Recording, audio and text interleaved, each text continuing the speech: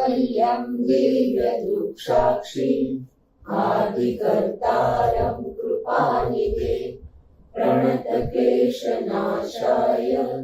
अनन्ताय नमो नमः। अल्पज्ञोऽहं सर्वज्ञोऽहं सत्शरणं जुगलरूपं त्वं नमामि। भगवान श्री करुणासागर महाराज की जय। सत्यवल साहेब। ઉલટ ક્રિયા ક્લાસ 19 તારીખ 20 ફેબ્રુઆરી 2024 મંગળવાર। ઉલટ ક્રિયાની અંદર અત્યારે આપણે ચાલે છે સત્વગુણની અવસ્થા। સત્વગુણની અવસ્થા અવસ્થાઓની અંદર પંચમનું પાના નંબર 257 કાઢીએ આપણે। અવસ્થાઓનું પલટાવું કેમ થાય છે, એમાં કયા કયા મુખ્ય કારણો છે? તો એવું કીધું ચક્ષસત્વ 3 વર્ગ જ્ઞાન અનંગ અને કાળ। પછી બીજું અવસ્થા છે એના જે પ્રાણાયામ પલટાય છે, જે તત્વના ભૂમિ જળ અગ્નિ વાયુ અને આકાશના જે આપણા નાક વિશે પ્રાણાયામ પલટાય છે એના કારણે પણ તત્વના કારણે અવસ્થાઓ પલટાય છે। હવે એ કેવી રીતે પલટાય છે, એના 3 ચક્ષસત્વો કેવી રીતે કામ કરે છે, અને બે અવસ્થાની વચ્ચેની સંધિમાં અચેતગણ રહેશે ને અચેત કરી નાખે છે, કુંભ સરખું કરી નાખે છે આપણને, અને આગળની અવસ્થાનું ભાન રહેવા દેતું નથી। જાગ્રતમાં સપન લાગે તો આગળની અવસ્થાનું ભાન ન રહે। અહીંયા બેઠા હોઈએ આપણે જાગ્રત અને વિચારમાં ચડી જાય તો આનું ભાન જ નથી રહેતું, આપણે તો બધા વિચારમાં જ હાલ્યા કરીએ છીએ।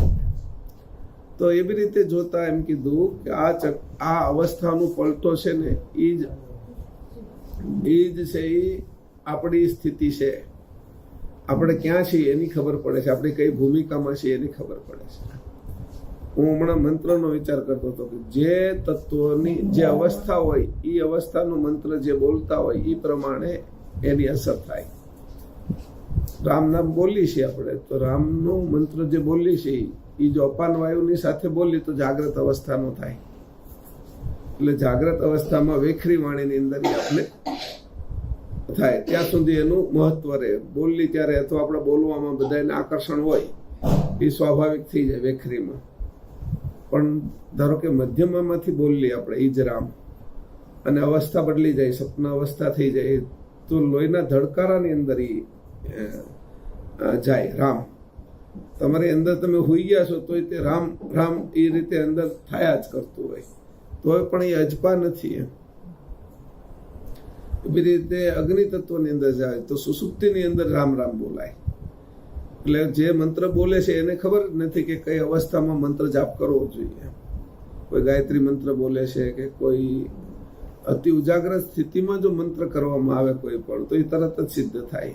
એનું કારણ એવું હતું કે રામકૃષ્ણ પરમહંસ એ સ્થિતિમાં વહી જતા 4થી 5મી 6ઠીમાં, અને ત્યાંથી જે જાપ કરતા તો 6 મહિનાની અંદર એનું પરિણામ આવી જતું।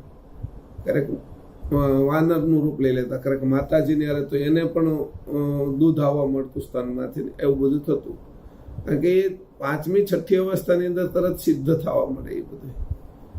આ જે ઘટનાઓ છે એ પણ જે સ્થિતિની અંદર તો તરત જ થાય, એને વાર જ ન લાગે મંત્ર જાપને। સ્થિતિ એટલે અંશ બોલતો હોય, અહીંયા અવસ્થાના કારણે તત્વો બોલે છે રામમાં, એટલે તત્વોના કારણે અંતસ્કરણ બોલે છે, મન બોલે છે, બુદ્ધિ બોલે છે। જાપ કોણ કરે છે એની આપણે ખબર પડે કે આ જાપ કોણ કરી રહ્યું છે। જો અવસ્થાને બરાબર જાણતા હોય તો, અવસ્થાને જો બરાબર ન જાણીએ આપણે તો આપણે ખબર જ ન પડે। ગમે એટલા મંત્ર જાપ કરી, ગાયત્રી મંત્ર બોલી, ઓમ નમઃ શિવાય બોલી, રામ રામ બોલી, કૈવલ કૈવલ બોલી, જેટલા મંત્ર છે એ બધા બોલી, પણ આપને ખબર નથી, એટલે મંત્રનું પરિણામ જોઈતું આવતું નથી। અને ક્યારેક ક્યારેક અઠ્ઠે ગઠ્ઠે આવી જાય છે, એનું કારણ એ છે કે એ અવસ્થામાં જઈને એ થોડા મંત્ર બોલાઈ ગયા આપણે, એટલે ક્યારેક આવી જાય ને ક્યારેક ન પણ આવે। આપણે કેમ કંઈક રમતા હોય ને, નારગેલ રમતા હોય તો દરેક વખતે છે એ પેલા પથ્થરને આપણે મારી નથી શકતા, પણ 5-6 વખતમાં એક વખત આપણું નિશાન, તો એ એક વખત દર વખતે કેમ નથી આવતું? 6 વખત આપણું ફેલ ગયું ને 7મી વખતે કે નિશાન એને આટી ગયા આપણે, અને એ પથ્થર પડી ગયા, નારગેલ કરીને આપણે દોડવા મળીએ ધારો કે, એવી રીતે તો દર વખતે કેમ નથી આવતું એ ત્યારે તો એમ જોયું કે દરેક અવસ્થાઓ અને ત્યાંની પરિસ્થિતિ ને હવા અને આપણો હાથ ને જે બધી મુવમેન્ટ હોય છે ને એ બધી જ જુદી પ્રકારે હોય. તો અવસ્થાઓ આપણી, એની સાથે અંતસ્કરણ, એની સાથે ભૂમિકાઓ, આ બધું જ જ્યારે તમે મેળવીને પરફેક્ટ કરો ત્યારે એ તમારે જોઈતું પરિણામ આવે. હવે અહીંયા એ રીતે કીધું છે કે અવસ્થાઓ છે એને કીધું કે કોણ આ કરે છે એમ. તો આ ચક્ષસત્વ કેવી રીતે કામ કરે છે. પછી આપણે પ્રાણાયામ વિશે જઈશું. 5 તત્વોના પલટાય છે વારાફરતી, તો એને પણ આપણે જોઈશું. પહેલા હવે જોઈએ આપણે 257 પાનું, બરાબર. હવે પંચતત્વના પ્રાણાયામ, પંચતત્વોને વિશે કયા પ્રકારે રહ્યા છે તે કહીએ છીએ. પંચતત્વના પ્રાણાયામ, પંચતત્વોને વિશે કયા પ્રકારે રહ્યા છે તે કહીએ છીએ. 5 તત્વો છે તો આ ધારો કે મેં જળ લીધું તેનો પ્રાણાયામ શું છે તો પાન, પછી અગ્નિ લીધું તેનો પ્રાણાયામ ઉદાન. એવી રીતે કીધું કે પંચતત્વના પ્રાણાયામ, પંચતત્વોને વિશે કયા પ્રકારે રહ્યા છે. હવે અંદર રહેલા છે જેવી રીતે વાજિંત્ર વિશે નાદ રહ્યો છે. આમાં ઉદાહરણ છે ને એ આપણે થોડા ઊંધા ચત્તા એને આપ્યા છે, પણ આપણે એને વ્યવસ્થિત આપવા હોય તો એક આકાશ તત્વનું ઉદાહરણ આપીએ, બીજું વાયુ તત્વનું આપીએ અને ત્રીજું અગ્નિ તત્વનું આપીએ તો આપણે યાદ રહી જાય. અહીંયા એની પહેલું આકાશ તત્વનું આપ્યું, પછી છે એ અગ્નિ તત્વનું આપ્યું, પછી વાયુ તત્વનું આપ્યું છે. હવે કેવી રીતે છે કે આ ક્રમ હોતી તમને કહેતો જાઉં છું, કારણ કે આગળ જ્યારે આપણે આ સુધારો કરશું ત્યારે એ બધા ક્રમમાં લેવાના છે, એટલે યાદ રાખવામાં સરળતા રહે. જેવી રીતે વાજિંત્રને વિશે નાદ રહ્યો છે, કોઈ પણ ઢોલક છે અથવા શરણાઈ છે અથવા શંખ છે તો એના વિશે નાદ રહ્યો છે. તથા કાષ્ટ પાષાણને વિશે અગ્નિ રહ્યો છે. લાકડું છે અને પથ્થર એટલે પથ્થરિયો કોલસો, એની અંદર અગ્નિ હોય છે, એ છુપાઈ રહેલો હોય છે, રહ્યો છે. અને લોહારની ધમણ વિશે પવન રહ્યો છે. ધમણ છે એમાં પવન રહ્યો છે. એટલે આપણે આમ ક્રમમાં લઈએ તો નાદ પહેલો આવે આકાશ તત્વનો, બીજું ધમણ આવે વાયુનું, અને ત્રીજું અગ્નિનું આ દ્રષ્ટાંત આપે કાષ્ટ અને પાષાણ વિશે. આ ક્રમ હંમેશા જાળવી રાખવાનો આપણે, એટલે આપણે ભૂલ ન પડે. આ 3 દ્રષ્ટાંતનું સત્વ જે શબ્દ, આ 3 દ્રષ્ટાંત એનું સત્વ શું છે તો કે વાજિંત્રમાં સત્વ છે શબ્દ એટલે ધ્વનિ, પછી અગ્નિ જે લાકડામાં સત્વ છે એ શું છે તો કે અગ્નિ, અને ધમણમાં સત્વ શું છે કે વાયુ. એ સામાન્ય ભાગે જળ રહ્યું છે. આ 3 દ્રષ્ટાનું સત્વ કારણ જે શબ્દ, અગ્નિ અને વાયુ તે સામાન્ય ભાગે જળવત રહ્યું છે. પણ કોઈ વિશેષ સત્વવાન ચૈતન્ય મળે ત્યારે આ 3 દ્રષ્ટાંતના સત્વને જાગૃત કરે છે. એ પોતે એને જાગૃત કરી શકતું નથી. એને કોઈ વિશેષ ચેતનવાન પુરુષ મળે છે ત્યારે એની અંદર એનું સત્વને જાગૃત કરે છે.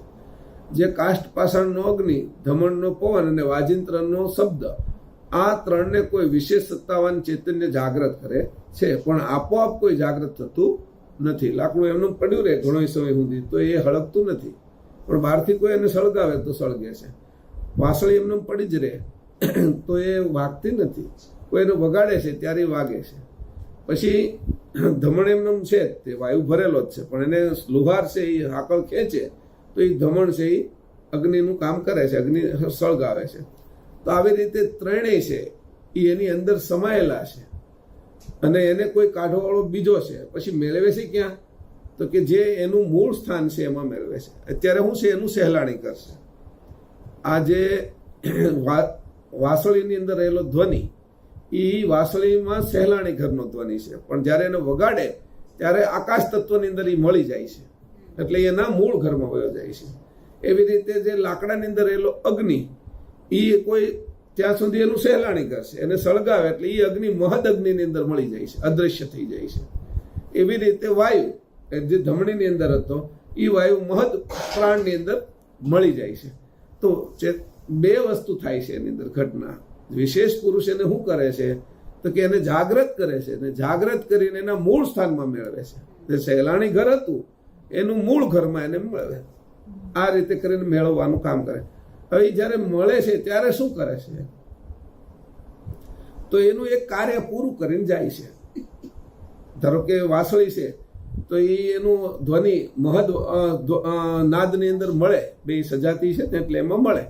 ત્યારે વચ્ચે શું કરે છે તો કે આપણી અંદર આવેલા કાન એના આકાશ તત્વોના બનેલા છે, એટલે એને મનોરંજન આપીને જાય છે, સુખ આપીને જાય.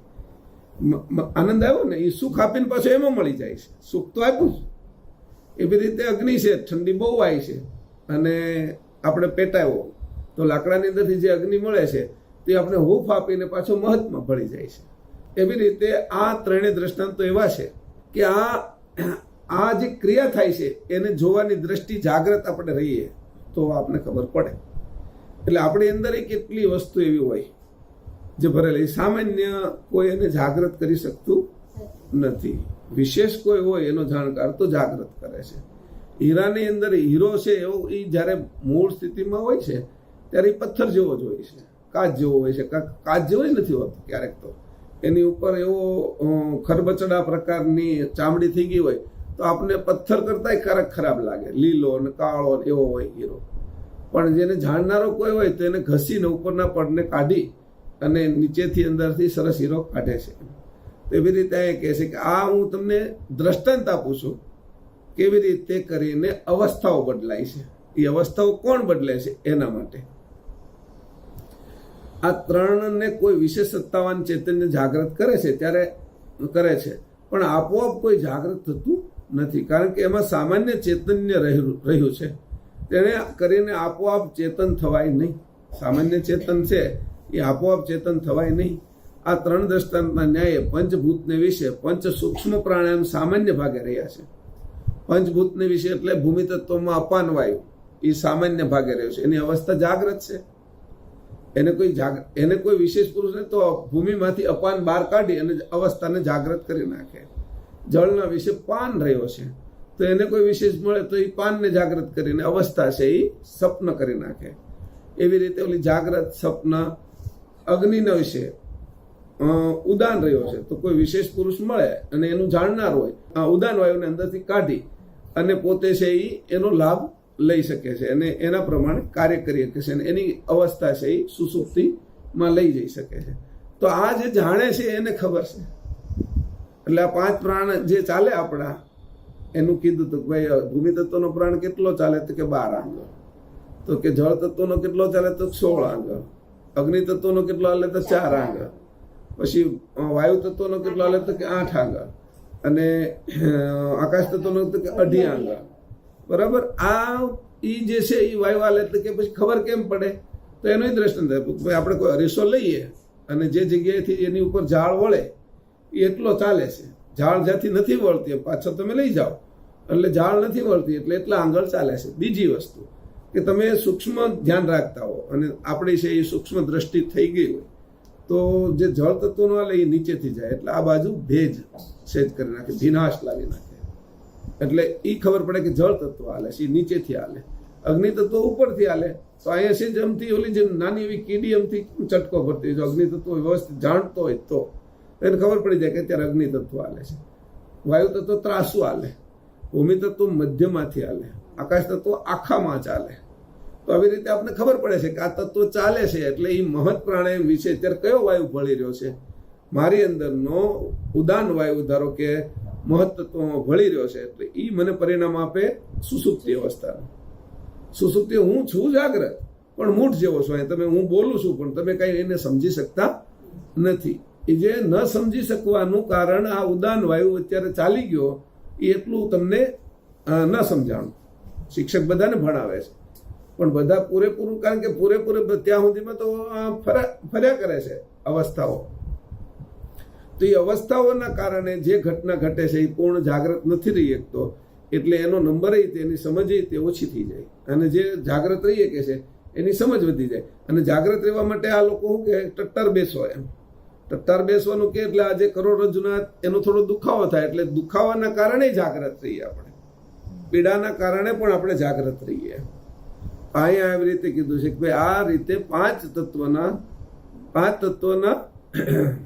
આ ત્રણ દ્રષ્ટાંતને ન્યાય પંચભૂતને વિશે પંચ સૂક્ષ્મ પ્રાણાયામ સામાન્ય ભાગે રહ્યા છે. વળી કાષ્ટ પાષાણના અગ્નિ, ધમણના પવન અને વાજિંત્રના શબ્દ વિશે ચૈતન્ય વિશેષ ચૈતન્યવાન મળે છે ત્યારે તેને જાગૃત કરીને મહત સત્વને વિશે મેળવે છે. આ જે છે વાસળીમાંથી નીકળેલો સૂર એ સામાન્ય ચેતન સત્વ છે, પણ એ જયારે આકાશમાં મળે છે ત્યારે મહદ સત્વની સાથે મળે છે. અગ્નિ ધારો કે છે એ સામાન્ય સત્વ છે લાકડામાં, પણ તમે એને સળગાવ્યા પછી સામાન્ય સત્વ છે એ મહદ અગ્નિમાં મળે છે ત્યારે વિશેષ સત્વની સાથે મળે છે. હંમેશા કોઈને પણ ઈચ્છા શું હોય, મારાથી વિશેષની સાથે મારે મળવું છે, નીચેના કરતા મને ક્યાંથી પ્રાપ્તિ થાય એના માટે મારે મળવું છે, એટલે એ રીતે વિશેષ સત્વને મળે છે. અહીંયા આ રીતે એની વાત કરી, સત્વને વિશે મળી જાય છે. આ પ્રકારે આ જ ન્યાય આ પંચભૂતને વિશે 5 સામાન્ય પ્રાણાયામ રહ્યા છે, પરંતુ કોઈ વિશેષ સત્વ ચૈતન્ય જાગૃત કરીને પંચભૂતના સામાન્ય પ્રાણાયામને મહત પ્રાણાયામને વિશે મેળવે છે. તે વિશે વિશેષ ખુલાસો કરું છું તે તમે સાંભળો. કર્તાની સંજંબ ગૃતિના 3 ચક્ષસત્વ, એક વર્ગ જ્ઞાન, બીજું અનંગ અને ત્રીજું કાળ ચક્ષસત્વ. આ 3 ચક્ષસત્વ તે પંચ તત્વના પ્રાણાયામને જાગૃત કરીને મહત પ્રાણાયામને વિશે મેળવે છે. હવે અહીંયાથી આપણે જ થાય છે. પહેલું તો લાકડામાંથી તો આપણે હળગાવીને બહાર કાઢ્યો, વાજિંત્રમાંથી તો જે વગાડવો વાળો હતો સંગીતકાર એની બહાર કાઢ્યો, પહેલો તો લુહારે બહાર કાઢ્યો. પણ મારા વિશે આ અવસ્થાઓ ફેરવે છે ને આ પ્રાણને ફેરવીને કોણ બહાર કાઢે છે? તો કીધું આ 3 ચક્ષસત્વ એ આપણી અંદર વિશેષ છે. હવે કેવી રીતે છે એટલે અહીંયા એનું આગળ કહે છે. હવે કયા પ્રકારે દરેક પ્રાણાયામને જાગૃત કરીને મહદ પ્રાણાયામ વિશે મેળવે છે અને પાછા કયા પ્રકારે દરેક પ્રાણાયામને મંદ કરી નાખે છે તે વિશે ખુલાસો કરું છું તે સાંભળો. મહદ પ્રાણાયામ વિશે ધારો કે મેં અત્યારે ઉદાન તત્વનો ઉદાન વાયુ મેં છોડ્યો, તો મહદ પ્રાણાયામ વિશે એ મેળવે છે, એટલે મહદ અગ્નિની સાથે એ મળશે. મારો 5 તત્વના પ્રાણ એની સાથે મળે છે. એક ભૂમિ છે જેના ઉપર આપણે ઊભા છીએ અને જે નથી દેખાતી, એક આપણે જોઈ શકીએ એ ભૂમિ છે, એક નથી દેખાતી એવી અદૃશ્ય ભૂમિ છે. જ્યારે અપાન વાયુ જ્યારે ભૂમિ તત્વનો જાય ત્યારે એ અદૃશ્ય ભૂમિની સાથે એ વાયુ મળે છે, એનું મહદ સત્વ છે અદૃશ્ય ભૂમિ. એવી રીતે એક જળ છે એ માટલામાં ભરેલું છે, આપણે બાટલામાં ભરેલું છે, નદીમાં સરોવરમાં ભરેલું છે. પણ બીજું એક જળ છે જે સૂક્ષ્મ જળ છે, જે મેઘરો થાય છે, જેની અંદરથી ઓસ જામે છે, જેની અંદરથી આપણે શું કહેવાય ઝાકળ થાય છે. એ મહદ પાણી તો ભરેલું જ છે, એટલે જ આપણે એસી કરીને તો ટીપા ક્યાંથી આવે છે? એ કાંઈ નળ તો મૂક્યો નથી. તો એ પાણીના જે પાણી ભરેલું છે એમાં જ્યારે હું પાન વાયુનો એટલે જળ તત્વનો પ્રાણાયામ પાન વાયુ જ્યારે હું મહદની અંદર મેળવું છું ત્યારે જે અદૃશ્ય જળ છે એ એનું મહદ સત્વ છે અને મારું અલ્પ સત્વ છે એની સાથે મેળવે છે. અને મેળવે છે ત્યારે જ અવસ્થાનો પલટો લાગે છે. એ કામ કરે છે આ ચક્ષસત્વ. હવે ચક્ષસત્વને જ્યારે જાણી જઈએ ત્યારે આપણે કઈ લગાડવી ને કઈ ન લગાડવી એની પણ આપણે ખબર પડે. પણ આપણે એમનો પ્રયોગ કરીએ તો આપણે નુકસાન કરે, કારણ કે આખી વૈશ્વિક વ્યવસ્થા છે એ બધાને ફાયદો કરે એવું ગોઠવેલું હોય. અને એનાથી આપણે અલગ કરીએ, જો આપણે ન આવડતું હોય, કોઈ ગુરુ ન હોય અને કંઈ બરાબર એની સમજ ન પડતી હોય, તો આપણે જે મેળવવાનું પાન વાયુ અને મેળવી દઈએ ઉદાન વાયુ. આપણે આવડી ગયું છે ઉદાન, તો અગ્નિ તત્વ એટલું બધું વધી જાય શરીરની અંદર કે આપણે નુકસાન પણ કરવા મળે, અને અવસ્થા સુસુપ્તિ એટલી વધી જાય કે એ આપણે નુકસાન કરવા મળે. આ રીતે જ્યારે સમજ પૂર્ણ હોય તો આ બધું કરાય. પૂર્ણ સમજની અધૂરી સમજ હોય તો આ ન કરાય. એટલે સીધી પછી ભક્તિ કરાય. હવે પરમ ગુરુ તું જે રીતે કરે એ રીતે ભક્તિ આપણી બચે. એટલે ભક્તિ કરવામાં ફાયદો એ છે કે એની મહત્તત્વની ઉપર એ જે મહત્તત્વ જે બધા જ છે એને ચલાવનાર પોતે કૈવલ કરતાની ચાવી રૂપ કળ છે એ જ કામ કરે છે. એટલે એમાં આપણે વ્યવસ્થિત રીતે ગોઠવાઈ જાય. આપણે ઓડી લઈને નીકળવાની જરૂરિયાત નથી, પણ એની ઓડીમાં બેસી જઈએ તો હામા કાંઠે તો પહોંચી જઈશું. એટલે બહુ બધી માથાકૂટો કરવાની નહીં, સમજવાની ખરી. આ સમજો એટલે બીજા કોઈ માથાકૂટમાં આપણે નાખી ન જાય, એટલું આવડે તો. અને અવસ્થાની પાકી ખબર પડે. જ્યારે આપણે પછી એની એ જ અવસ્થાની અંદર કર્તાની સાથે એ કરે તો આપણે જે સારામાં સારી અવસ્થા હોય આપણા માટે એ ગોઠવી દે. માં છે, બાળક નાનું હોય તો સારામાં સારું જ એની માં કરતી હોય કે મારું બાળક છે ને એમાં અંશો તો એના છે ને. અને આપણે જ્યારે 100% એના થાય, પાછા પ્રકૃતિના ન થાય. અત્યારે શું કરે, આપણે પ્રકૃતિ રમાડતી હોય અને એના આપણે આધીન થઈ જઈએ, અનેક પ્રકારના શોખો ઉત્પન્ન કરીએ મનની અંદર. તો કરતા બાજુ જવાના બદલે પ્રકૃતિ બાજુ જાય, અને પ્રકૃતિ બાજુ એટલે માયા ખેંચી જાય, અને માયા ખેંચી જાય એટલે આ તત્વોની રમતમાં ફસાઈ જાય. માયા કોણ છે? તત્વોની રમત. 72 તત્વો જે બનાવવામાં આવ્યા છે એની જે રમત છે એનું નામ જ માયા છે. નિરંજન હોય, યાદશક્તિ હોય, 3 ગુણ હોય, 3 ગણ હોય, એના પેટા વિભાગના હોય, 5 શરીર સુધી બધી માયા છે. તો જે માયા છે એ તત્વો આપણે ખેંચી જાય છે, એ ન ખેંચી જાય જો આપણે એની ભક્તિ કરી તો ચેતનની. અને આ ભક્તિ આપણા હાથની વાત છે મનુષ્યને. બીજા પ્રાણીઓને આ એના હાથની વાત નથી. એને તો જે પ્રમાણે તત્વોની ગોઠવણ છે એ જ પ્રમાણે જીવવાનું છે. એમ મનુષ્ય નહીં, તે એના હાથની વાત નથી. મનુષ્યની અંદર 99.99% તો એવા જ લોકો છે કે એ ભક્તિ નથી કરી શકતા, અને કરે છે તો પણ ખોટી કરે છે. જ્યાં ન કરવાની હોય ત્યાં કરે છે. એટલે રેતી વાવીને અનાજ પકવવાની કોશિશ કરે છે. દાણા વાવીને અનાજ પકવો તો બરાબર છે ને, પણ રેતી વાવીને અનાજ પકવવું તો કેવી રીતે પાકશે? એટલે જે કર્તની ભક્તિ કરવામાં બધા ફસાય. કોઈ કર્તાની ભક્તિ કરતું નથી. કર્તના આવડા મોટા વિભૂતિવાળા દેવો છે. એટલે આ સમજી લી, પણ ભક્તિ નહીં છોડવાની. અને ભક્તિ કોની કરવાની એની પણ ખબર પડવી જોઈએ. મધમાખી છે એ બધા જ ફૂલ ઉપર નથી બેસતી. જે ફૂલની અંદર મધ વિશેષ છે એની ઉપર બેસીને એમાંથી મધ ખેંચે છે. કારણ એને એટલી ભાન પડે છે કે કેમાં મધ છે, મધ ખેંચવા માટે. એટલે ખોટો સમય બગાડતી નથી. એમ આપણે પણ જેની અંદર કરતા છે એ જ ભક્તિ કરવાની ને. ચેતન લક્ષ્ય સિવાયની ભક્તિ નહીં કરવાની. એમ પછી ભક્તિ કરી તો એના સમય પૂરતી.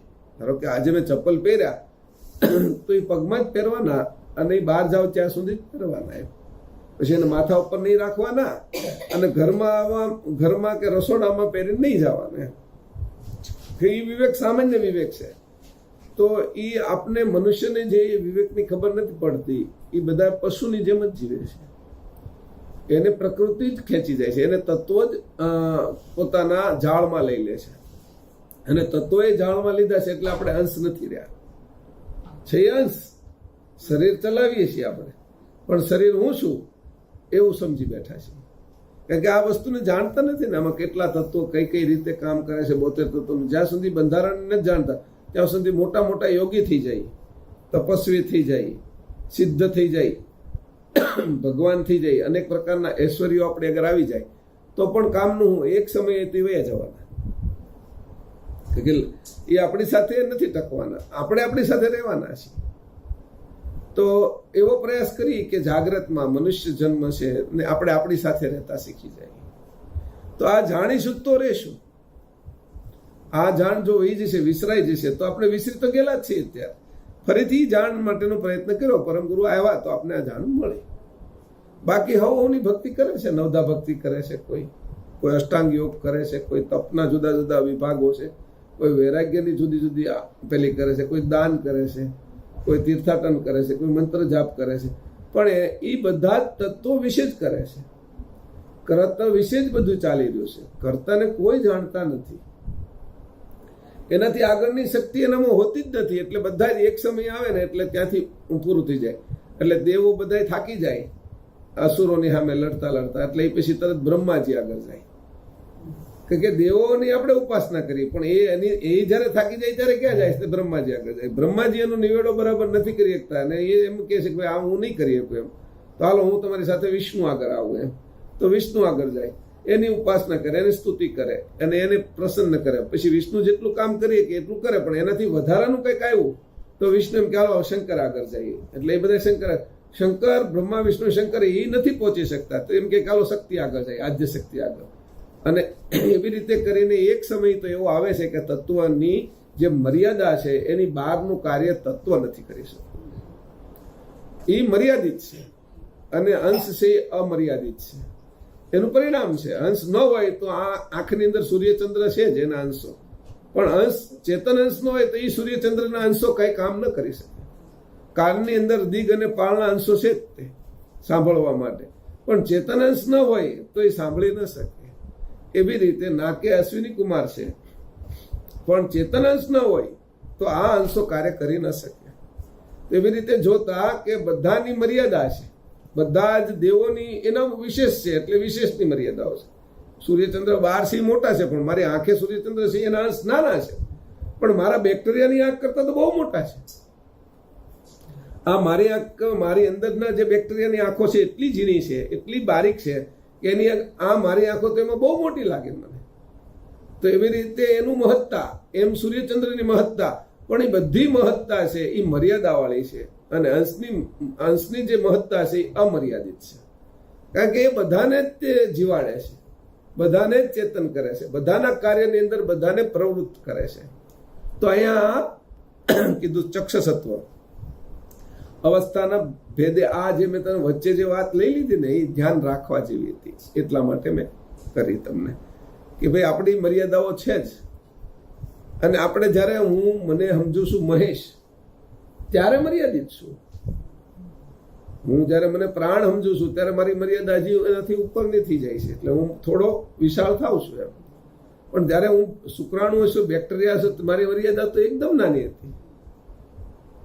હું શુક્રાણુ હોઉં, મને કોઈ કીધું હોય કે 1 ગ્લાસ પાણી લાવતો તો હું લાવી, કારણ કે મર્યાદા જ મારી એમાં. અને એ રૂપાંતર કરીને હું મનુષ્ય થઈ ગયો. મેં મારી મર્યાદા જે નાની હતી એને તોડીને થોડી વિશાળ કરી. તો હવે હું આટલું ઊંચકી શકું છું ને. પેલું એક ટીપું પણ હું તો નહોતું, ટીપામાં તો હું જીવતો હતો. તો એવી રીતે આપણે જયારે જોઈએ છીએ તો કે અમર્યાદિત, એમાં એક જ વસ્તુ હતી કે ત્યારે તે અંશ તો હતો જ, એનો અંશ. અત્યારે અંશ છે, અને આ પૃથ્વીનો અંશ તો છે જ. એવી રીતે અંશ તો છે જ. મારી જે જોડાણ છે એ કોની સાથે થાય તો એનું શું પરિણામ આવે, હું કોની હારે જોડાઉં તો શું પરિણામ આવે. આ લાઇટ છે એ મેન પાવર સાથે જોડાયેલી ન હોય તો એ સળગી નથી શકવાની. એવી રીતે પંખો ચાલી નથી શકવાનો. આ ગેસ છે પણ આગળથી જ પાઇપલાઇન બંધ કરી દીધી છે તો હું રસોઈ નથી કરી શકતો, કારણ કે મારું જોડાણ કોની સાથે છે, હું કોની સાથે જોડાયેલો છે એના પ્રમાણમાં પરિણામ છે. પરિણામ એવું આવે છે, ફૂલ સાથે જ્યારે મધમાખીનું ચાંચ જોડાય છે અને એની અંદરથી મધ ખેંચે છે ત્યારે એનું જોડાણ મધની સાથે થાય છે. તો પૃથ્વીની અંદર રહેલું જે મીઠું તત્વ છે, એનો પૃથ્વીનો સ્વભાવ છે ગળ્યો, તો એ પૃથ્વીના મૂળ તત્વની સાથે મધ જોડાયેલું જ છે, એની સાથે એની ચાંચ જોડાય છે, ત્યાંથી મધ લે છે. ખાલી ઉપરથી ફૂલમાંથી જ નથી લેતું, કારણ કે એની હર આખી જોડાયેલી છે. એમ એ ભલે ને લાઇટ તો મારા ઘરમાં છે, પણ આ બધું જ જે છે એ નર્મદાની અંદર તો જોડાયેલું જ છે, જ્યાંથી વીજળી ઉત્પન્ન થાય છે ત્યાં. એવી રીતે અંશ છે એ અંશી સાથે જોડાયેલો છે. જ્યારે આ આપને ખબર પડે તો હું મારો જે ભાવ છે એ ઘાટ ભાવ ઉપરથી ફેરવી અને અંશ ભાવ ઉપર લઈ આવું, અને અંશ અંશીની ભક્તિ કરે, અંતસ્કરણ ન કરે, અવસ્થા ન કરે, તો ખબર પડે કે આ અંતસ્કરણની ભક્તિ છે, અવસ્થાની ભક્તિ છે, કે સ્થિતિની અને અંશની ભક્તિ છે. આવી રીતે જયારે ભક્તિ જયારે આપણે કરતા આવડશે ત્યારે એ આપણી સામે તદ્દન સામે જશે. એ દૂર નથી, કારણ કે અંશ તો હાજર છે જ ને. જેનો અંશ હાજર છે, એક તણખલો હાજર છે, તો તણખલાની અંદરથી આપણે છે એ અગ્નિ પેટાવી શકીએ છીએ ને ગેસ સળગાવી શકીએ, અનેક પ્રકારના વ્યંજનો તૈયાર કરી શકીએ છીએ. તો અંશ તો હાજર છે ને. અંશનો એક તણખલો ભલે રહ્યો પણ એ અગ્નિનો છે, એમ અંશ અંશીનો છે ને.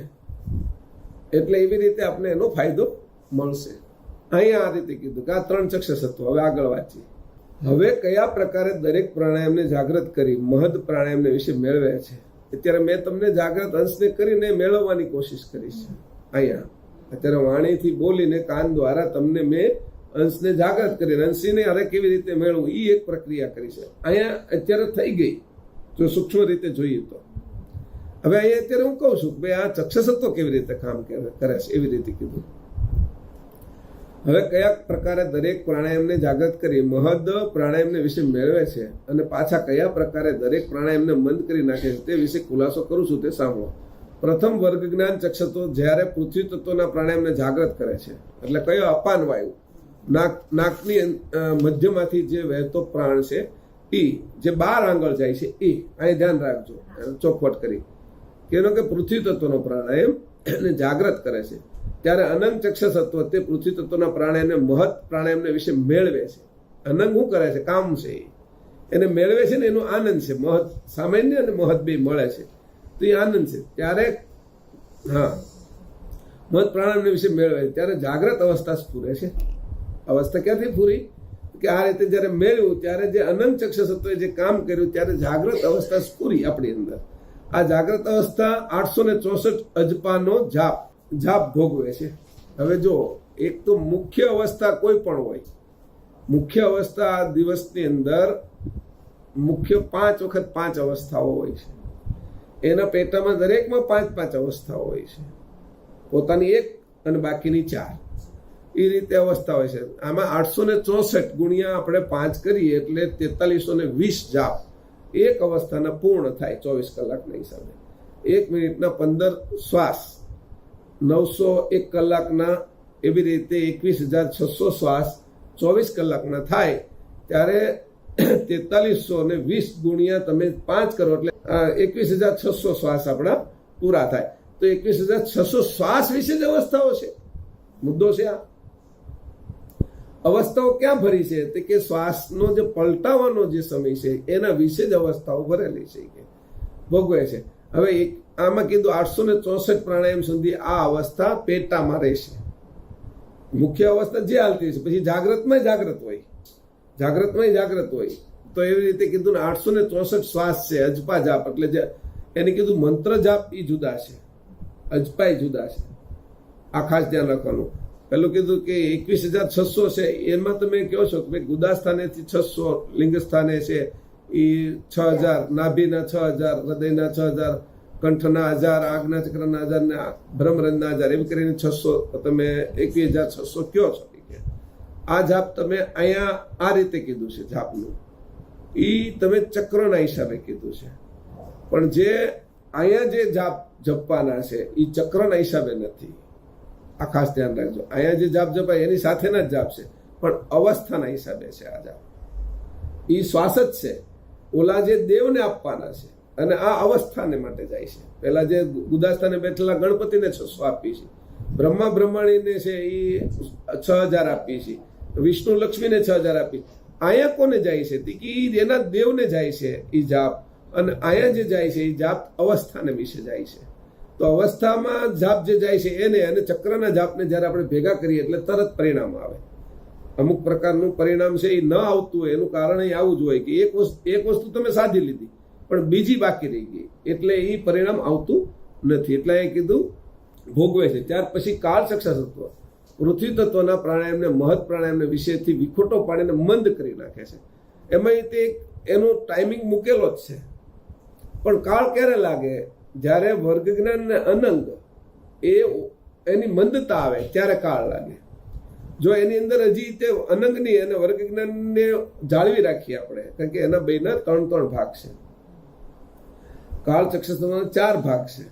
હવે હું જો આ અવસ્થા મારે ટકાવી રાખ્યું હોય તો 864 ના બદલે મારે આખો દિવસ જ રાખવી છે તો મારે અનંગ અને વર્ગ જ્ઞાનના જે ભાગ છે એના ઉપર કેન્દ્રિત રહેવાનું. કાળ ચક્ષુસત્વ લાગવા દેવાનું નહીં. કાળ ચક્ષુસત્વ લાગી જ જાય છે એના સમયે, પણ તરત પાછું વળી જવાનું. મને આમાં મજા આવી એમ.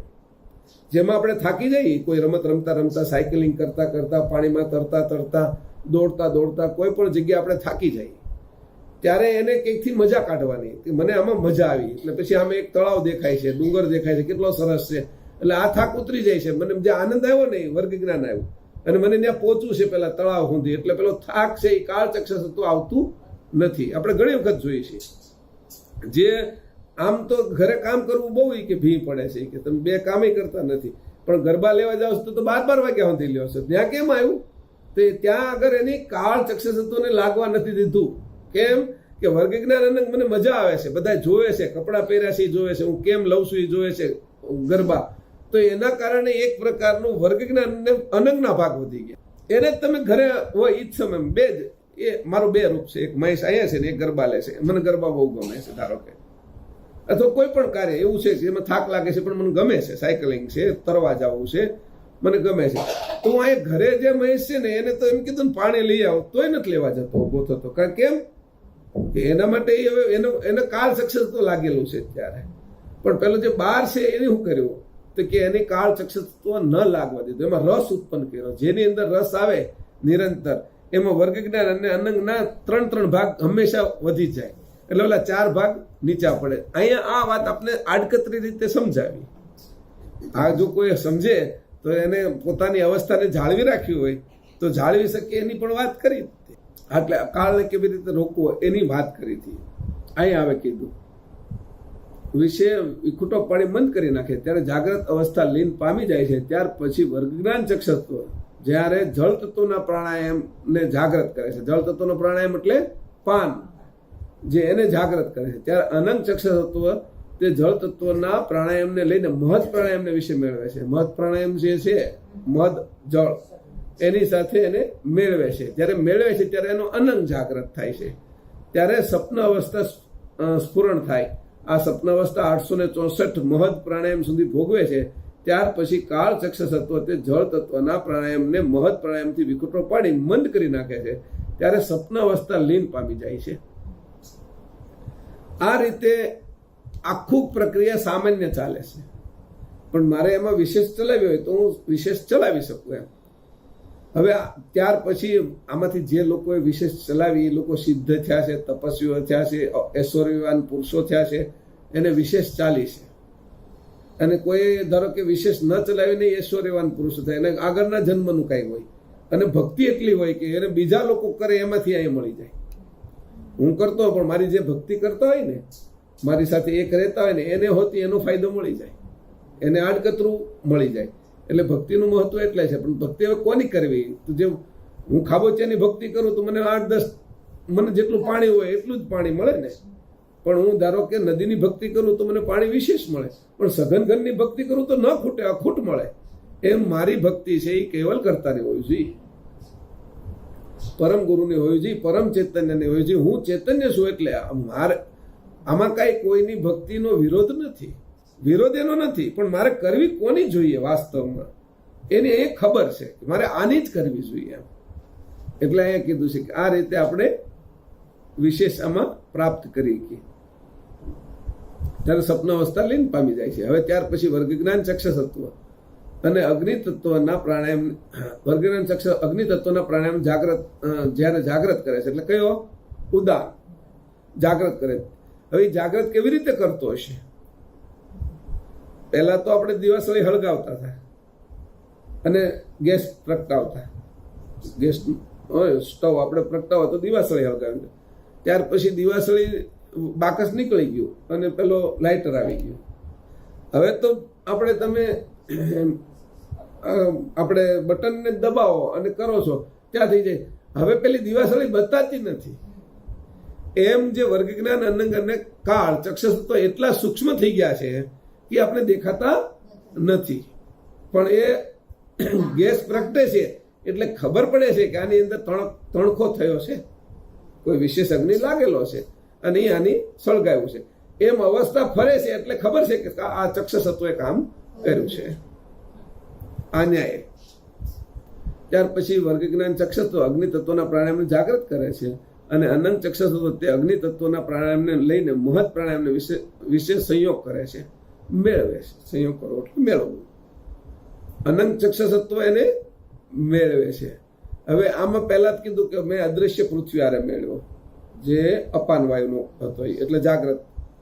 પછી મેં છે એ સઘન ઘન છે જે જળ તત્વ એની સાથે મેળવ્યો એટલે એ મારી સ્વપ્ન અવસ્થા. હવે મહદ જે અગ્નિ છે, જે નથી દેખાતો પણ અગ્નિ તો છે જ. અહીં મારા હાથમાં અગ્નિ દેખાતો નથી પણ આમ ઘસવા મળું તે તો ગરમ લાગે જ છે. એવી રીતે નથી દેખાતો એવા મહદ અગ્નિ સાથે આ મેળવે, સંયોગ કરે છે. એ અનંગ ચક્ષસત્વ.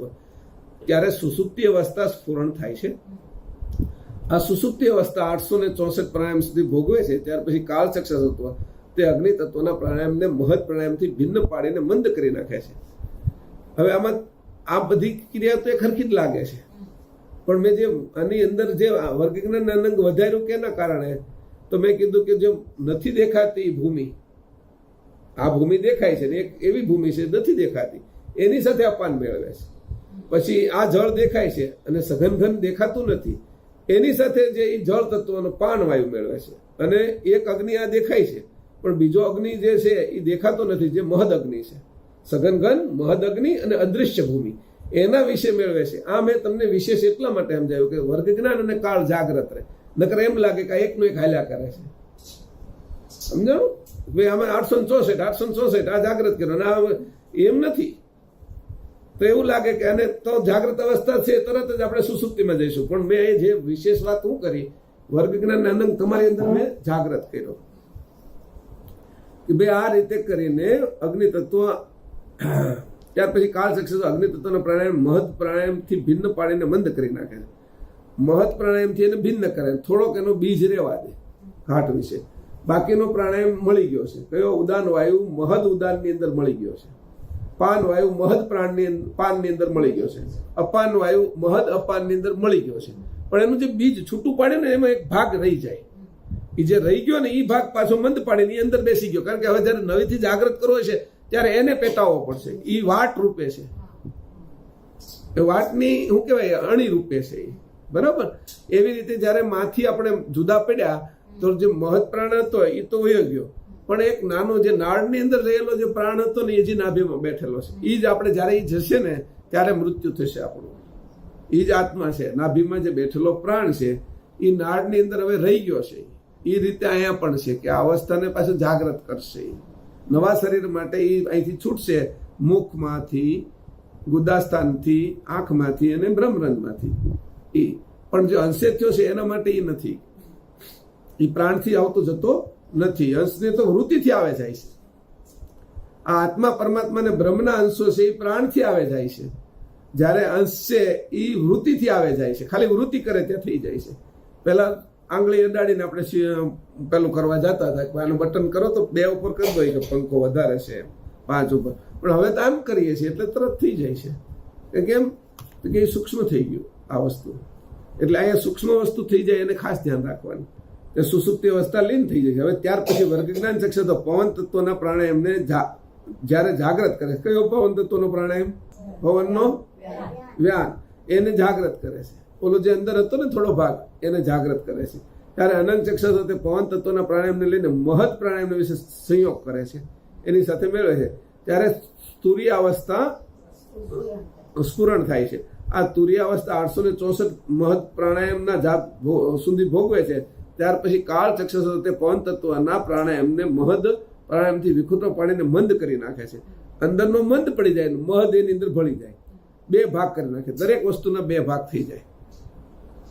આપણા 2 ભાગ થઈ ગયેલા છે. જ્યારથી આપણે અહીંયા આવ્યા છીએ ગતિ છે આપણા 2 જ ભાગ રહે હંમેશા. દ્વૈત જ હોય. દ્વૈત કારણ કે અદ્વૈતની ભક્તિની આપણે ખબર નથી એટલે આપણે દ્વૈતમાં જ છીએ. એટલે દ્વૈત જ્યારથી શરૂ થયું ત્યારથી જ જગતની રચના છે. અને જ્યાં સુધી દ્વૈત રહેશે ત્યાં સુધી જગત રહેશે. હવે દ્વૈતમાં રહેતા અદ્વૈતની ભક્તિ કરવી એ સમજણનો વિષય છે, એ જ્ઞાનનો વિષય છે. એટલે અહીંયા કીધું વિખૂટો પાડીને મંદ કરી નાખે. ત્યારે તુરીય અવસ્થા લીન થઈ જાય છે. હવે ત્યાર પછી વર્ગ જ્ઞાન ચક્ષુ આકાશ તત્વના પ્રાણાયામને જ્યારે જાગ્રત કરે છે ત્યારે અનંત આકાશ તત્વનો સમાન અનંત ચક્ષુ તત્વ તે આકાશ તત્વના પ્રાણાયામને લઈને મહદ પ્રાણાયામને વિશે મેળવે ત્યારે ઉન્મુની અવસ્થા સ્ફુરણ થાય છે. આ ઉન્મુની અવસ્થા 864 મહદ પ્રાણાયામના જાપ સુધી ભોગવે છે. ત્યાર પછી કાળ ચક્ષુ તે આકાશ તત્વના પ્રાણાયામને મહદ પ્રાણાયામથી વિખૂટો પાડીને મંદ કરી નાખે છે. ત્યારે ઉન્મુની અવસ્થા લીન પામી જાય છે. આ પ્રકારે પંચતત્વના સૂક્ષ્મ પ્રાણાયામને મહદ પ્રાણાયામને વિશે 3 ચક્ષસત્વ વર્તમાન કરાવે છે. તેણે કરીને પંચ અવસ્થા પલટાય છે. આ 5 અવસ્થાઓ પલટાય છે. અને જે અવસ્થા સ્ફુરણ થાય છે તે અવસ્થાની ક્રિયા પણ 3 ચક્ષસત્વ કરે છે. જે અવસ્થા સ્ફુરણ થાય છે, અંદરથી સ્ફુરે છે, જાગ્રત સપન સ્ફુરણ થાય છે તે અવસ્થાની ક્રિયા પણ 3 ચક્ષસત્વ કરે છે. અને જે સમયે જે અવસ્થા સ્ફુરણ થાય છે તે સમયે તે અવસ્થાની સ્મૃતિ હોય છે અને અન્ય અવસ્થાની ક્રિયા વિસર્જન થાય છે. ત્યારે ભૂલી જાય છે તે 3 ચક્ષસત્વને લઈને થાય છે. વળી જાગ્રત અવસ્થાને વિશે સર્વ અવસ્થાનું જ્ઞાન સ્ફુરાયમાન થાય છે. અને 52 અક્ષરની આધ લઈ શબ્દ ઉચ્ચારણ પણ જાગ્રતને વિશે થાય છે. બીજી અવસ્થાને વિશે બાકીની અવસ્થાનું જ્ઞાન હોતું નથી અને શબ્દ ઉચ્ચારણ પણ થતો નથી. હવે એને કીધું અહીંયા 52 અક્ષર છે આપણે જાગ્રતમાં. સપનમાં 1 અક્ષર રહેશે, 1 માત્રા. 1 અક્ષર આખો નહીં, 2 માત્રાનો 1 અક્ષર બને. બે માત્રા ભેગી કરો તમે તો એક અક્ષર તૈયાર થાય. એટલે અહીંયા જે 52 અક્ષરો, 52 અક્ષરનું જ્ઞાન જાગ્રતમાં આપણે બધાને છે, પણ સપનામાં જાય ત્યારે એક માત્રા રહે, એટલે અડધો અક્ષર રહે, એટલે સપનાને. હવે પછી જયારે સુસુપ્તિમાં જાય ત્યારે એની માત્રાની અર્ધ માત્રા રહે, એટલે અક્ષરનો ચોથો ભાગ કહેવાય, ચોથો 25% એ અક્ષર રહે. ત્યારે આપણે કોઈ વસ્તુ પૂર્ણ રીતે એ અક્ષર નીકળે નહીં, કારણ કે ચોથો ભાગ છે એની અંદર પૂર્ણતા હોય નહીં, અડધામાં પૂર્ણતા નથી હોતી. વાત આપણે સપનામાં કરીએ છીએ, પણ સપનામાં હું જે વાત કરું છું બાજુમાં હુંતેલો છે એ સાંભળી નથી શકતો. મારા વિશે જાગ્રત અવસ્થા સ્ફુરે તો બકવાસ કરું છું એવું લાગે ખરું બાજુમાં હું તો એને, પણ હું સપનામાં જ છું 100%, અને એમાં જાગ્રત નથી પેટામાં. અને હું બહાર જાઉં છું, હું વાત કરું છું, પણ સપનામાં મારી બાજુનો હુંતેલો છે, મારી પત્ની છે કે પતિ છે કે છોકરા છે, એ મારી સપનાની જે મેં શિમલાની અંદર હું હતો સપનામાં, અને મેં સરસ મજાના સફરજન હું તોડતો હતો અને બરફ ઉપર લસરતો હતો, એ બધી જે હું ત્યાં વાત કરતો હતો આ લોકો કોઈ સાંભળે નહીં. કેમ કે અહીંયા જે છે એ અક્ષર છે જ નહીં, અક્ષર અડધો તૂટી ગયેલો છે, અને ત્યાં હું વાત કરું છું. તો એવી રીતે આપણે જોતા કીધું કે અહીંયા 52 અક્ષરોનું જ્ઞાન આ જાગ્રત અવસ્થામાં છે ને મનુષ્ય શરીરમાં છે. એટલે અત્યારે એવું થયું કે આપણે ભાગ્યશાળી છે. આ વાત પહેલી, આપણે ભાગ્યશાળી છીએ. હવે ભાગ્યશાળી છીએ ને આવું શરીર મળ્યું છે, તો એનો ઉપયોગ શું કરવો? એની જો ખબર ન પડે તો વિવેક ગુમાવી દીધો કીધો. એટલે વિવેક છે એ રાખવો, અને આ વસ્તુનું ધ્યાન રાખવું કે આ રીતે આપણે કઈ રીતે આમાં તત્વોની રમતને જાણી જાવી. જે તત્વની રમત જાણી જ ગયો છે ટોટલ, એને જ ખબર પડે છે કે હું કોણ છું ને મારા કરતા કોણ છે. કારણ કે તત્વમાં હોવા છતાં તત્વથી જુદું એને રહેતા આવડી જાય છે. પાણીમાં રહેવા છતાં કમળને એનાથી જુદું રહેતા આવડી જાય છે. શરીરના બધા અંગો છે, એમાં આપણા માથામાં દાઢીમાં વાળ ઉગે છે, પણ પાપડનો વાળ વધતો નથી, કારણ કે એનો જે સંબંધ કોની સાથે છે? એના મૂળ છે ને અગ્નિ તત્વ સાથે જોડાયેલા છે. આંખમાં અગ્નિ તત્વ છે, રૂપ માત્ર કોની છે? અગ્નિ તત્વની, અને એના મૂળ અગ્નિ તત્વ હારે જોડાયેલા છે. તો એને વધવા જ દેતો નથી. અગ્નિ તત્વ હંમેશા આગળ જવા ન દે, એને રોકી રાખે. એ મારો સંબંધ કોની સાથે છે? તો એનું પરિણામ એ પ્રમાણે આવશે. અહીંનો સંબંધ છે એ આ વાળનો સંબંધ અગ્નિ તત્વ હારે નથી, એટલે વધે જ જાય છે. દાઢી નહીં, અમારા વાળ વધતા જ જાય છે, પણ પાપડનો વાળ વધતો નથી, એની જ જગ્યાએ રહે છે, એમ જ રહે છે. એનું કારણ જ અગ્નિ તત્વ એના મૂળમાં છે. એમ પાણીમાં રહેવા છતાં કમળ છે એના મૂળની અંદર અગ્નિ તત્વ છે. અગ્નિ તત્વ મૂળમાં હોવા છતાં એને પાણી અડી શકતું નથી. એમ આ શરીરનો જે ઘાટની જે પ્રક્રિયા છે એ કોનો સંબંધ છે મારો? તો કે ભાઈ અગ્નિ તત્વનો સંબંધ હોય તો વાળ નથી વધતા. તો મારો અંશની સાથે અંશનો સંબંધ હોય તો મને આ પાણીમાં રહેવા છતાં પણ આ પાણી અડે નહીં. એવી રીતે હું આનાથી અલગ થઈ શકું, તો અવસ્થાની પાર જઈ શકું. અવસ્થાની પાર જવાનો આ રસ્તો છે. ભાઈ મારો સંબંધ કોની સાથે સંબંધ કરું તો હું મળું, મને રાજ્ય મળે. કોઈ સ્ત્રી હતી, રૂપાળી હતી, યુવાન હતી, અને એને વિચાર આવ્યો કોની હારે હું સંબંધ કરું તો મને રાજ્ય મળે. એટલે એના માટે એને એક જ વસ્તુ હારે સંબંધ કરવો પડે, રાજા સાથે. રાજાનો જે કુંવર છે, જે રાજાનો કુંવર છે એમાં 10 છે, એમાંથી જે રાજા બનવાનો છે એની હારે સંબંધ કરું તો પાછું એ ધ્યાન રાખવાનું કે રાજા બનવાનો, અથવા કોઈ શૌર્યવાન પુરુષ છે જેની અંદર શૌર્ય છે, તાકાત છે, કે કોઈ પણ રાજ્યને જીતી શકે છે, એવા પુરુષની સાથે હું લગ્ન કરું તો હું રાજાની રાણી બની શકું. પણ બાકીના આખા સંસારના બધાની સાથે હું લગ્ન કરું તો રાણી નહીં બની શકું. એમ બાકીના બધા જ દેવોની હારે મારો સંબંધ થશે તો હું કેવલ કર્તાની સાથે નહીં રહી શકું. કેવલ ધામમાં જવા માટે મારે એક જ સંબંધ જોઈશે, અને એની મને ખબર પડવી જોઈએ કે આની હારે સંબંધ કરવાનો છે મારે.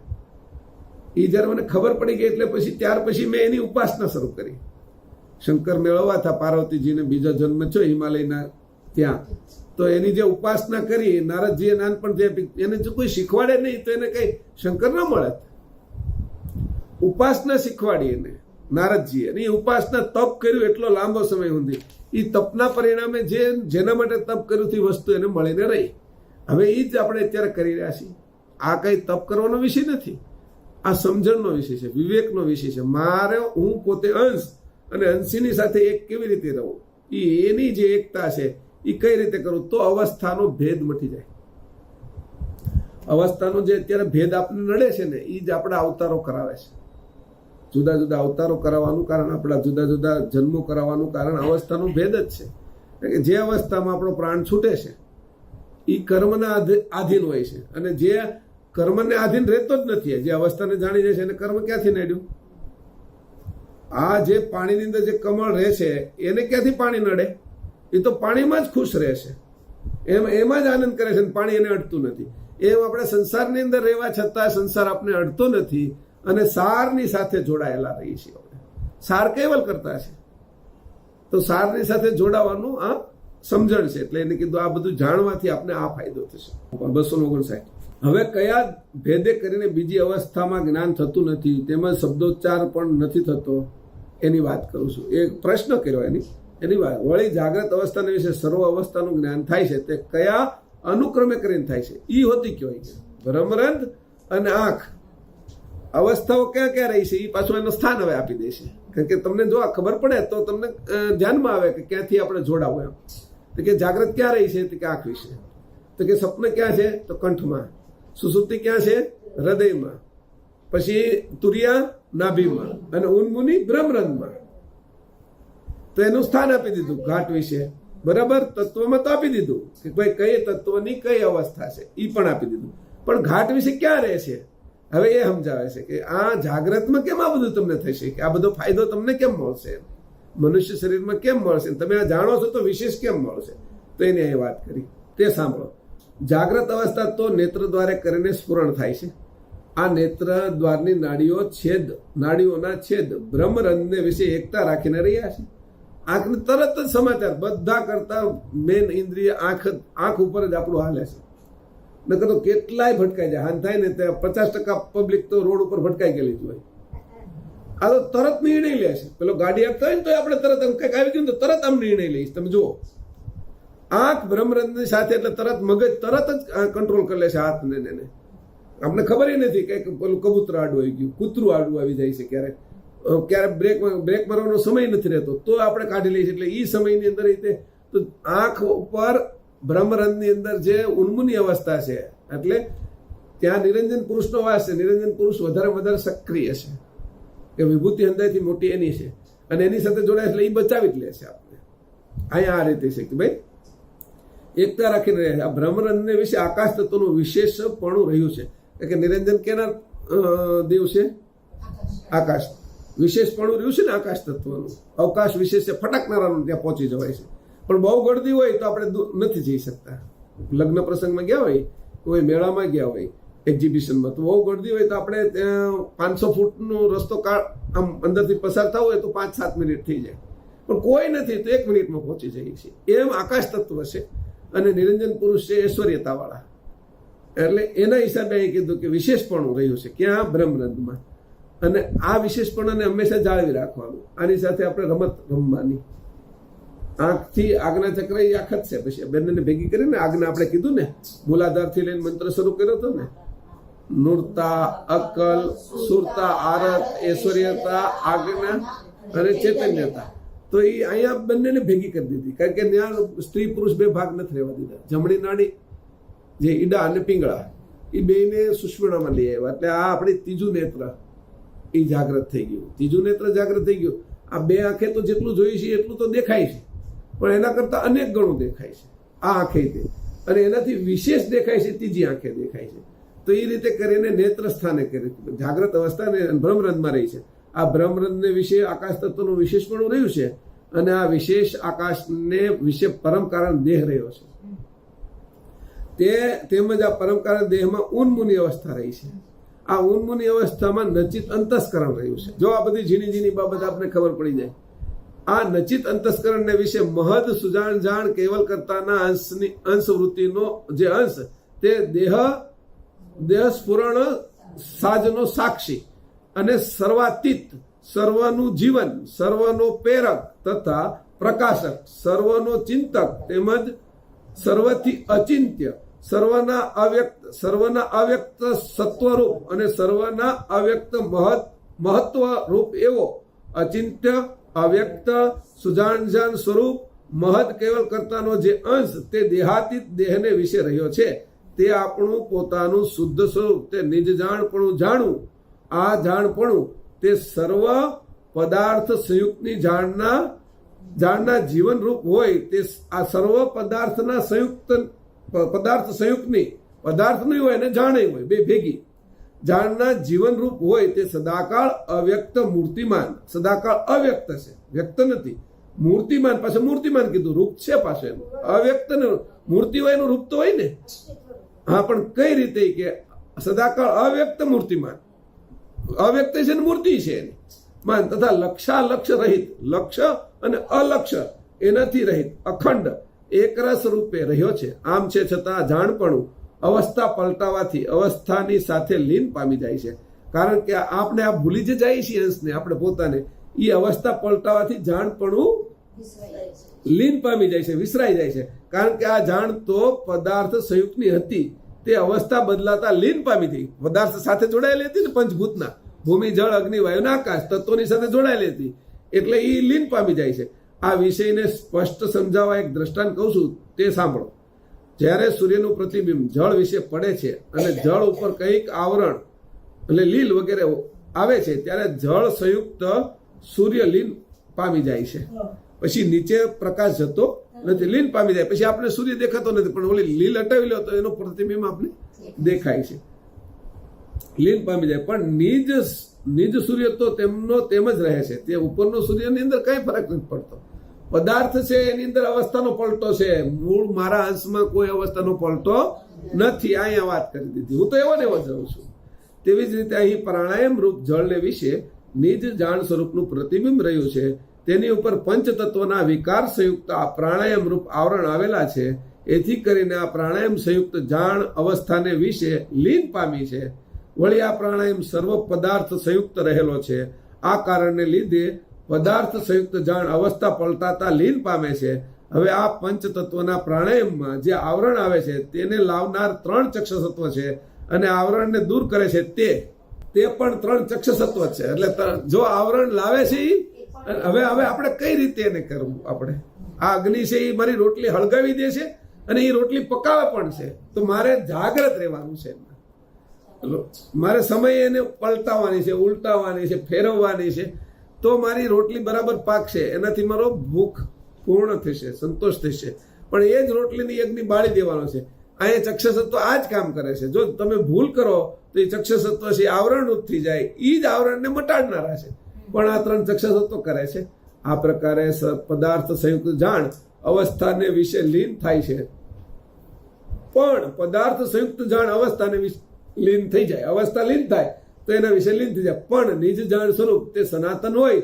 સદાકાળ જેમ છે તેમ જ રહે છે કોણ અંશ અને નિજ જાણ સ્વરૂપ સનાતન છે કે સદાકાળ જેમ છે તેમ જ રહે છે તે સર્વ અવસ્થાને વિશે એક રસ અને પિંડ બ્રહ્માંડમાં ગળાથી ઉપરનો ભાગ બ્રહ્માંડ અને ગળાથી નીચેનો ભાગ પિંડ છે એમ જાણવું એ અહીંયા કીધું છે પણ પિંડ બ્રહ્માંડની સંધિ અલગ છે અનુસૂત સરળ અભેદ સર્વાતીત અને સાક્ષીવત છે આ નિજ જાણ સ્વરૂપ જે સ્વયં આપનું આપ તે નિજ સુજાણ કેવલ કરતાનો અંશ હોય તે પ્રગટ પ્રસિદ્ધ પિંડને વિશે હાલ હજુ રહ્યો છે અત્યારે છે જ કે રહ્યો છે તે શુદ્ધ સ્વરૂપ નિજ સુજાણ કેવલ કરતાના અંશનો વિશેષ આભાસ તે ઉન્મુની અવસ્થાના નચિત અંતસ્કરણને વિશે રહ્યો છે આ નચિત અંતસ્કરણ જાગ્રત અવસ્થામાં નેત્ર દ્વારની નાડીઓના છેદને વિશે થઈને એકરસ થાય છે આ પ્રમાણે આ ઉન્મુની અવસ્થા અને નચિત અંતસ્કરણની એકતા પામીને જાગ્રત અવસ્થા વિશેષ જાગ્રત થાય છે જ્યાં વિશેષ જાગ્રત એટલે અતિ ઉજાગ્રત થાય છે આ વિશેષ જાગ્રત અવસ્થાને વિશે 3 ચક્ષસત્વ આવીને તેઓ પણ વિશેષ જાગ્રત થાય છે જો પછી 3 ચક્ષસત્વ વિશેષ જાગ્રત થાય અત્યારે આપણા બધાના સામાન્ય જાગ્રત છે આ 3 ચક્ષસત્વ ઉજાગ્રત થઈને જાગ્રત અવસ્થાને વિશે મન અંતસ્કરણને સુજાગ્રત કરે છે અત્યારે મન અંતસ્કરણ સુજાગ્રત નથી પણ આ જાગ્રત કરે સુજાગ્રત કરે છે આ પ્રમાણે મન અંતસ્કરણ અને 3 ચક્ષસત્વ ઉજાગ્રત થયા એથી કરી જાગ્રત અવસ્થામાં 4 અવસ્થાનું જ્ઞાન થાય છે અહીંયા સુધી ટપકું કરી નાખવાનું આ આપણે કાઉન્સ કરી નાખવાનું કે ત્યાંથી લઈને અહીંયા સુધી આ વાત સમજાવી છે અંશની કઈ રીતે રહે છે આ ખાસ છે કે આ રીતે અવસ્થાનું જ્ઞાન થાય છે વળી 52 અક્ષર સંયુક્ત શબ્દોચ્ચાર થાય છે આનાથી શું થયું તો કે જાગ્રત છે 52 અક્ષર સંયુક્ત શબ્દોચ્ચાર થાય છે તે નિજ જાણ સ્વરૂપના વિશેષ આભાસે કરીને જાગ્રત અવસ્થાને વિશે થાય છે. હવે અતિ ઉજાગ્રત નથી કીધું, અહીંયા જાગ્રત કીધું છે. ઓલા ઉપર જે મેં કાઉન્સ કરાવ્યો ને ત્યાં અતિ ઉજાગ્રત થઈ ગઈ. એ અતિ ઉજાગ્રત, બધાને અતિ ઉજાગ્રત કરી નાખ્યું. શું જાગ્રત કર્યું? મનને હતું. ઓલાને અતિ ઉજાગ્રત કરી નાખ્યા, ઉજાગ્રત કર્યા ચક્ષસત્વને, આવી રીતે કર્યું. પણ પછી સામાન્ય હોય છે ત્યારે વળી 52 અક્ષર સંયુક્ત શબ્દોચ્ચાર થાય છે. તે નિજ જાણ સ્વરૂપના વિશેષ આભાસે કરીને જાગ્રત અવસ્થાને વિશે થાય છે. આ જે શબ્દોચ્ચાર થાય છે તે કઈ અવસ્થાનો અને કોના હુકમથી કોણ કરે છે અને કયા પ્રકારે થાય છે તે વિશે ખુલાસો કરું છું, તે સાંભળો. હવે અહીંયા આપણે પૂરું કરીએ છીએ. એમાંય IMP છે, આને બહુ વાર વાંચજો, આને બહુ વાર વાંચજો. આ કેસેટ બહુ વાર સાંભળજો. અંશે થવાની રીત કેટલી સરસ બતાવી છે અને અવસ્થાઓને લીન કેવી રીતે પમાડી દેવી અને એમાંથી આપણે કેવી રીતે નીકળવું, એટલું સરસ. અને ભાલ તિલક અહીંયા જ આપ્યું છે એટલા માટે આપણે કે આ જે અંકુરની અંદર જે ગતિ મૂકી છે એ બધી વસ્તુ અહીંયા આપણે આપી દીધી અંશથી. એટલે એટલું સરસ આ છે ને વિષય અવસ્થાનો. હજી અવસ્થા જ આપણે ચાલશે આવતા રીતે 20માં ખાલી એક જ વિષય અત્યારે આપણે પૂરો કર્યો. કરુણા સાગર મહારાજ કી જય, કરુણા સાગર ભગવાન કી જય, સત કેવલ સાહેબ.